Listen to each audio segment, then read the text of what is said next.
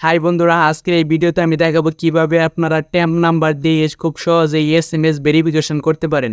আমরা জানি একাধিক অ্যাপ বা ওয়েবসাইটের মধ্যে একাধিক অ্যাকাউন্ট ভেরিফিকেশন করার জন্য ট্যাম্প নাম্বার ব্যবহার করা অনেকটা সহজ এবং ইজি। সেজন্য আমি এই ভিডিওতে দেখাবো আপনারা কিভাবে ট্যাম্প নাম্বার কোথায় পাবেন এবং সেই নাম্বারগুলো আপনারা কিভাবে ব্যবহার করবেন। চলেন দেখুন আজকে এই ভিডিও শুরু করা যাক। আপনারা ফার্স্টে চলে যাবেন গিয়া প্লে স্টোরে যাওয়ার পরে এখানে সার্চ বারে লিখবেন গিয়া ট্যাম্প নাম্বার, ঠিক আছে। আপনারা এখান থেকে ট্যাপ নাম্বার লেখার পরে এখানে এই যে উপরের দিকে দেখেন গিয়া ট্যাপ নাম্বার, এই সফটওয়্যারটা এখানে ওপেন করবেন। ওপেন করার পরে এটা ইনস্টল করে নেবেন। আমার এই সফটওয়্যারটা ইনস্টল করা আছে, আমি সরাসরি এটা ওপেন করে দিচ্ছি। তারপর আপনারা এই সফটওয়্যারটা ওপেন করবেন। ওপেন করার পরে এখানে যে কাজটা আছে সেটা আমি দেখাচ্ছি। এইখানে অনেকগুলো অপশান আছে। এখানে এই যে উপরের দিকে দেখেন গিয়া পাবলিক নাম্বার, এই পাবলিক নাম্বারে ক্লিক করবেন। ক্লিক করার পর এখানে দেখেন বিভিন্ন ধরনের কান্ট্রি আছে, ঠিক আছে। এখানে উপরের দিকে দেখেন গিয়ে ইউনাইটেড কিংডম আছে, তারপর ইউনাইটেড স্টেট, কানাডা, তারপরে এইখানে ফ্রান্স, ঠিক আছে।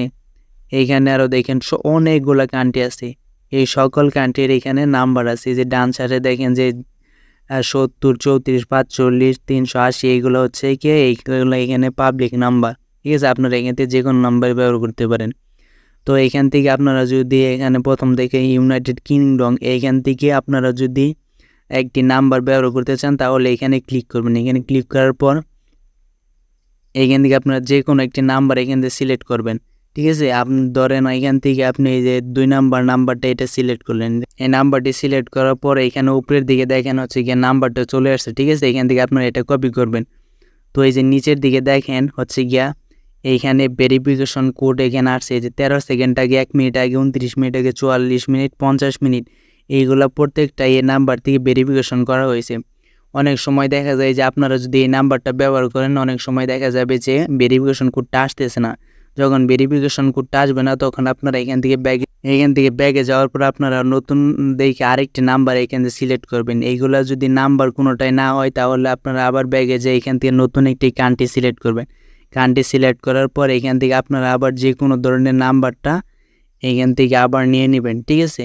আপনারা এখান থেকে নতুন নাম্বারটা আবার এখান থেকে নেবেন। নেওয়ার পর এখান থেকে এই যে দেখেন এখানে এই যে নিউ নাম্বার আছে, এইসব নাম্বারগুলা নতুন আসছে। এই নাম্বারগুলো আপনারা নিউ নাম্বার একটু ভেরিফিকেশনটা বেশি হয়। তো আপনারা এখান থেকে যে কোনো নাম্বার নিয়ে যে কোনো ধরনের অ্যাকাউন্ট ভেরিফিকেশন করতে পারেন। তো আজকের এই ছোট্ট ভিডিও থেকে যদি আপনাদের কোনো উপকার আসে বা আপনারা অনেক কিছু জানতে পারেন তাহলে অবশ্যই ভিডিওতে একটা লাইক করবেন, একটা কমেন্ট করবেন। আর আমার চ্যানেলে যদি নতুন এসে দেখেন অবশ্যই চ্যানেলটা সাবস্ক্রাইব করে রাখবেন। সবাই ভালো থাকবেন, সুস্থ থাকবেন। ধন্যবাদ সবাইকে।